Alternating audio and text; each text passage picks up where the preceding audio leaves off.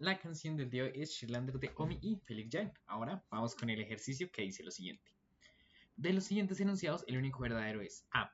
Todo cuadrilátero que tenga un ángulo recto es un rectángulo.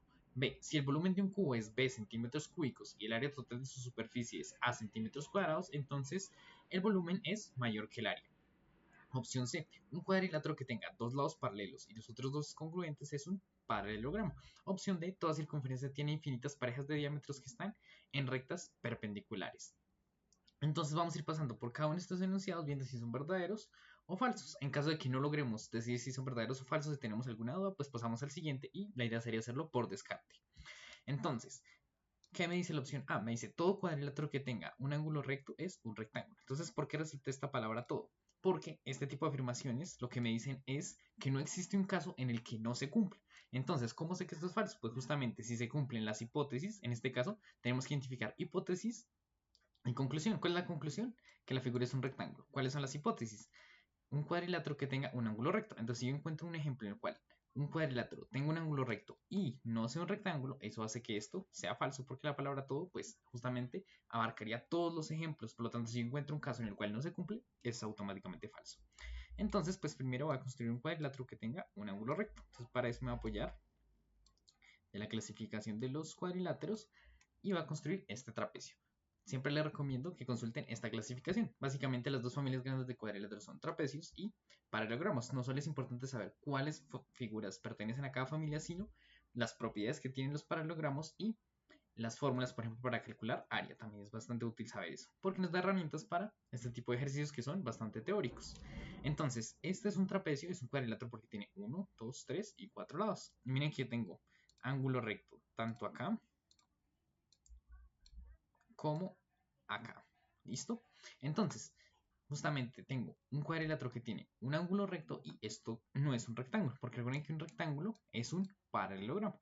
Recuerden que los paralelogramos se diferencian de los trapecios porque los paralelogramos tienen dos pares de lados opuestos paralelos. En cambio, los trapecios solo tienen dos lados que son paralelos. Miren que este lado acá es paralelo a este de acá. Y para que sea un paralelogramo, este de acá también tendría que ser paralelo a este de acá, es decir, ir en la misma dirección. Entonces encontramos un cuadrilátero que tiene un ángulo recto y no es un rectángulo. Entonces, esta primera afirmación es falsa. Recuerden que el objetivo es encontrar justamente la que es verdadera. Entonces, vamos con la B. Dice, si el volumen de un cubo es B centímetros cúbicos y el área total de su superficie es A centímetros cuadrados, entonces B es mayor que A. Entonces, pues, dibujemos el cubito. Por acá.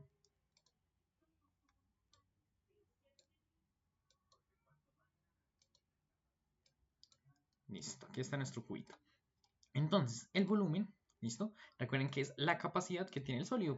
Piensen que le quito esta tapita al sólido y lo relleno de agua. Eso es el volumen, básicamente es qué tanto le cabe. Imagínense que yo quiero hacer una botella, por ejemplo, con forma de cubo.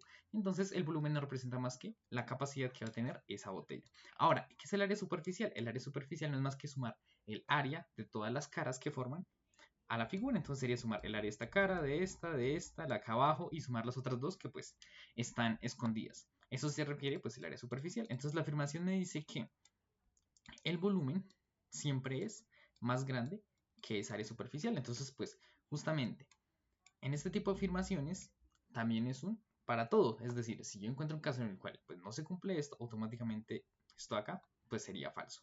Entonces pues hallamos el volumen de un cubo. Entonces pongamos que el cubo tiene por lado 1 centímetro, pues para no hacer tantas cuentas. Entonces, ¿cuál sería el volumen de este cubo? Recuerden que el volumen en cubo es L al cubo. Entonces sería 1 centímetro al cubo, que me daría 1 centímetro cúbico. Perfecto. Ahora hallemos el área superficial. Entonces, como vemos, el área superficial no es más que sumar el área de las caras que lo conforman. Un cubo está conformado por 6 caras, todas iguales. Entonces, pues bastaría con hallar el área de una cara y multiplicarla por 6. Entonces, ¿cuál es el área de esta cara? Pues tiene 1 acá y 1 de alto. ¿Cuál es el área? Como es un cuadrado, pues es lado al cuadrado. Entonces, el área vendría a ser 1 centímetro cuadrado. Por las 6 caras que tiene el cubo, me daría un área superficial total de 6 centímetros cuadrados. ¿Listo? Y entonces la afirmación me dice que el volumen, que viene a ser 1, es mayor que el área, que es 6. Y esto es falso. Por lo tanto, esta afirmación también es falsa. Listo. ¿qué me dice la opción C? Me dice, un cuadrilátero que tenga dos lados paralelos y los otros dos congruentes es un paralelogramo. Entonces, vamos a ver que esto es falso. ¿Por qué es falso? Porque yo puedo construir el siguiente cuadrilátero. Entonces, estos dos lados son paralelos, como me dicen las hipótesis, y este de acá es congruente con este de acá.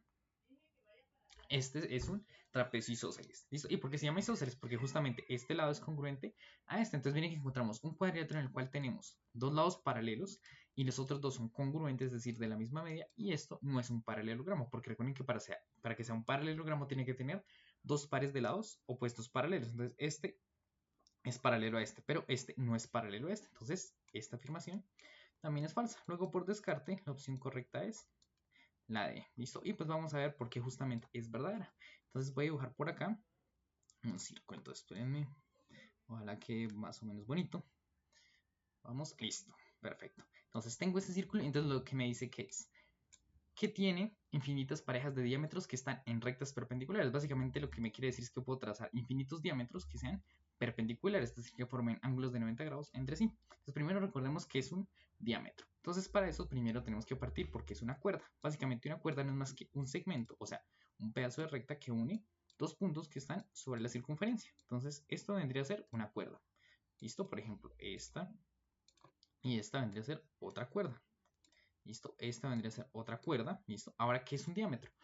Justamente, un diámetro es una cuerda que pasa por el centro. Entonces, este es un diámetro. ¿Listo? Entonces, pues cada vez que yo construyo un diámetro, yo puedo construir otro que forma un ángulo de 90 grados con ese. Y como los puntos que conforman la circunferencia son infinitos, entonces pues voy a tener infinitos diámetros. Y si tengo infinitos diámetros, pues yo siempre que tenga una recta puedo construir otra que sea perpendicular. Entonces, si tengo infinitos diámetros, puedo construir infinitos diámetros que sean perpendiculares a esos. Por lo tanto, esta es la respuesta correcta. Recuerden que mañana nos vemos con una nueva canción y un nuevo ejercicio.